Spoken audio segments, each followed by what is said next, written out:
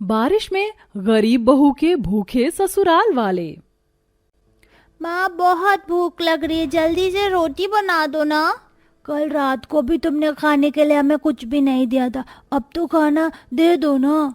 अपने दोनों बच्चों को भूख से तड़पता देख निर्मला चूल्हे के पास रोटी बनाने के लिए जाती है, लेकिन ना ही उसे आटा मिलता है और ना ही चावल। हे भगवान, अब मैं क्या करूं? घर में तो बिल्कुल भी राशन नहीं है और ना ही हाथ में एक पैसा है। लाला भी राशन बिल्कुल उधार नहीं देगा और सब लोग घर में भूखे हैं। भाभी, आपको इस तरह परेशान होने की कोई जरूरत नहीं है, हम सभी लोग पानी पीकर सो जाएंगे। लेकिन कब तक श्रेया? जीने के लिए खाना तो पड़ेगा ही। इतना कहकर निर्मला अपने परिवार को खाना खिलाने के लिए अपनी पड़ोसन श्रेया के घर पर जाती है। श्रेया, मेरे परिवार ने कल से कुछ भी नहीं खाया है, घर में बिल्कुल भी राशन नहीं है और पैसे भी खत्म हो चुके हैं, कुछ खाने के लिए दे दो। मेरे पास क्या कोई खाने का खजाना है जो मुंह उठाकर आ गई, लेकिन अगर तुम्हारे परिवार को खाने की इतनी जरूरत है तो मैं तुम्हें दे सकती हूँ, लेकिन एक शर्त है, आज मेरी नौकरानी नहीं आई है तो तुम मेरे घर के सारे काम कर दो, उसके बदले मैं तुम्हें खाना दे दूंगी। अपनी पड़ोसन श्रेया की बात सुनकर निर्मला की आंखों में आंसू आ जाते हैं, लेकिन अपने परिवार को इस तरह भूख से तड़पता देख निर्मला श्रेया की बात मान जाती है और एक नौकरानी की तरह उसके घर के सारे काम करती है, जिसके बदले श्रेया उसे रात का बचा कुचा खाना देती है और अब वही खाना निर्मला अपने पूरे ससुराल वालों को खिलाती है। बहू, तूने भी कुछ नहीं खाया है, थोड़ा सा तो खा ले, ऐसे कब तक भूखे पेट रहेगी? नहीं माँ जी, मुझे बिल्कुल भूख नहीं लग रही है, मैं लाल चाय बनाकर पी लूंगी, आप सब लोग खा लीजिए। अपने भूखे ससुराल वालों को देख निर्मला अपनी भूख को खत्म कर देती है और चूल्हे पर लाल चाय बनाकर पीने लगती है। सभी लोग खाना खा रहे होते हैं कि तभी तेज बारिश शुरू हो जाती है, जिससे उनके घर में बारिश का पानी आने लगता है। हे भगवान, क्या 2 पल की रोटी भी हमें चैन से खाना नसीब नहीं है। आप लोग परेशान मत हो, आप सब लोग खाना खाओ, मैं इस पानी को रोकती हूँ। भूखा ससुराल इस बारिश की टपकती छत के नीचे बैठकर जैसे तैसे करके खाना खा रहा होता है। वहीं निर्मला भूखे पेट बार बार घर से बारिश के पानी को बाहर निकालने में लगी होती है। निर्मला का पति मानव कमाई के चलते शहर चला गया था। मानव के दिए हुए कुछ पैसों से तो निर्मला कुछ दिन घर का खर्चा चला लेती है, लेकिन पैसे खत्म होने के बाद अब पूरे परिवार को हर दिन भूख से तड़पना पड़ता है। आरती, मैं काम ढूंढने की तलाश में जा रही हूँ, तुम सबका ध्यान रखना। क्या हुआ आरती, तुम इस तरह बाहर क्या देख रही हो? भाभी, बाहर देखो ना, कितना अच्छा मौसम हो रहा है। ऐसे मौसम में तो पकौड़े खाने का मन कर रहा है, लेकिन यहाँ तो इस गरीबी में एक वक्त की रोटी मिल जाए वही बहुत काफी है। आरती, ऐसे उदास मत हो, एक दिन देखना हम लोग भी अमीर लोगों की तरह इस बारिश के मौसम को एंजॉय करते हुए पकौड़े जरूर खाएंगे। इतना कहकर निर्मला काम की तलाश में निकल जाती है। कई घरों में पता करने के बावजूद भी निर्मला को किसी भी घर में काम नहीं मिलता, जिसके चलते अब निर्मला जूते की फैक्ट्री में जूते सिलाई और धोबी घाट पर अमीर लोगों के गंदे कपड़े धोकर अपने ससुराल वालों का पेट भरती है। माँ देखो ना, बाहर कितनी जोरों की बारिश हो रही है, मुझे तो बहुत डर लग रहा है। पता है, पास वाले गांव में कुछ दिन पहले ही बाढ़ आई है, अगर हमारे गांव में भी बाढ़ आ गई तो हम लोग कहाँ जाएंगे, और बाबा वो हमें कैसे ढूंढेंगे? नहीं बेटा, ऐसा कुछ नहीं होगा, मैं हूं ना। निर्मला जैसे तैसे करके अपने दोनों बच्चों को समझाती है और अब पूरा परिवार सो जाता है। लेकिन तभी बाहर आंधी तूफान के साथ तेज बारिश शुरू हो जाती है, जिससे उनके पूरे घर में पानी भरने लगता है और सबकी आंखें खुल जाती हैं। भाभी, ये क्या हो रहा है? अब हम क्या करें? ये पानी तो रुक ही नहीं रहा है। आरती, बच्चों और माँ बाबा को लेकर तुम खाट पर बैठ जाओ, मैं तब तक इस पानी को बाहर निकालने की कोशिश करती हूँ। सारी रात हो रही तेज बारिश की वजह से बेचारी निर्मला को भूखे पेट सारी रात घर से पानी बाहर निकालना पड़ता है। सुबह होने के साथ साथ अब धीरे धीरे बारिश बंद हो जाती है, जिसके बाद निर्मला अब सबको लाल चाय बनाकर फिर से अपने काम पर निकल जाती है। ये सब देख हमारी वजह से हमारी बहू को कितनी परेशानी हो रही है, खुद भूखे पेट रहकर इतना काम करती है और हम सबका पेट भरती है। ऐसी बहुएं तो किस्मत वालों को मिलती हैं। ये कहते हुए मधु की आंखों से आंसू नहीं रुकते।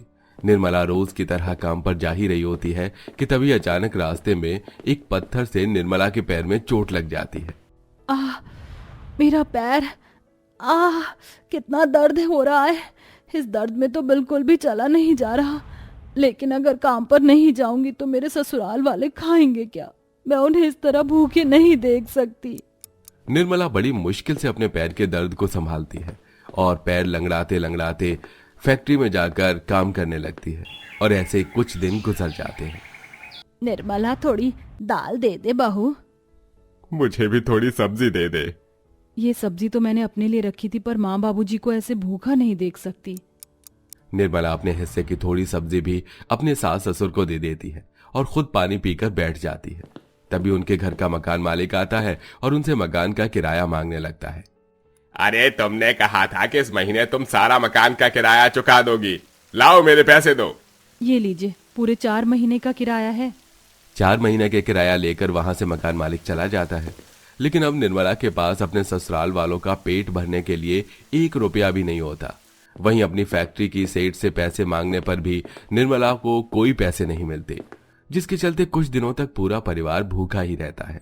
भूखे रहने की वजह से मधु की तबीयत काफी ज्यादा खराब हो चुकी थी। वहीं निर्मला के दोनों बच्चे भी हर थोड़ी देर में भूख की वजह से बेहोश होते रहते हैं। अपने बुढ़ापे से कितना लाचार हो चुका हूँ कि अपने घर वालों को कुछ खिला भी नहीं पा रहा हूँ। इनकी ऐसी हालत मुझसे बिल्कुल भी देखी नहीं जा रही है। आरती, तुम सबका ख्याल रखना, मैं अभी आती हूँ। अपने ससुराल वालों की ऐसी हालत देख निर्मला आसपास के पड़ोसियों से खाने की मदद मांगती है, लेकिन कोई भी उसकी मदद नहीं करता, जिसके चलते अब बेचारी निर्मला को न चाहते हुए भी सिग्नल पर बैठकर अपने परिवार वालों का पेट भरने के लिए भीख मांगनी पड़ती है। भगवान के लिए कोई मेरी झोली में पैसे डाल दो, मेरा परिवार कई दिनों से भूखा है। भगवान के लिए कोई मेरी मदद करो। निर्मला की इतनी लाचारी देखकर भी कोई उसकी मदद नहीं करता। निर्मला खाली झोली लिए जैसे ही घर लौटती है तो देखती है कि उसके ससुराल वाले बाहर रास्ते में बैठकर बारिश में भीग रहे हैं। थोड़ी देर पहले आई आंधी की वजह से उनके घर की छत हवा में उड़ जाती है और उनका घर पूरी तरह से बिखर जाता है, जिसे देख निर्मला अपने पूरे ससुराल वालों को लेकर रेलवे स्टेशन के प्लेटफॉर्म पर जाकर बैठ जाती है। आप सब लोग यहीं बैठ जाओ, कम से कम बारिश से तो बचोगे। भाभी, इस बारिश से पहले भूख से बचना होगा, भूख के मारे जान निकली जा रही है। सभी को इस तरह भूख लगता देख निर्मला रेलवे स्टेशन पर भी लोगों से मदद मांगती है, लेकिन कोई भी उसकी मदद नहीं करता। रेलवे स्टेशन के पास ये एक छोटा सा ढाबा होता है जिसमें कई लोग आधा खाना छोड़कर जा रहे थे। निर्मला चुपके से ढाबे पर जाती है और लोगों का झूठा खाना लाकर अपने पूरे परिवार वालों का पेट भरती है। ज्यादा तेज बारिश की वजह से निर्मला जिस फैक्ट्री में काम करती थी उसका मालिक कुछ दिनों के लिए फैक्ट्री बंद कर देता है। वहीं धोबी घाट पर भी बारिश की वजह से कोई भी कपड़े नहीं धो पा रहा था, जिसके चलते अब बेचारी निर्मला को अपने घर वालों का पेट भरने के लिए रेलवे स्टेशन पर बैठकर लोगों के जूते पॉलिश करने पड़ते हैं। हे भगवान, कब तक मेरे परिवार वालों को इस तरह आधे भरे पेट के साथ ही रहना होगा?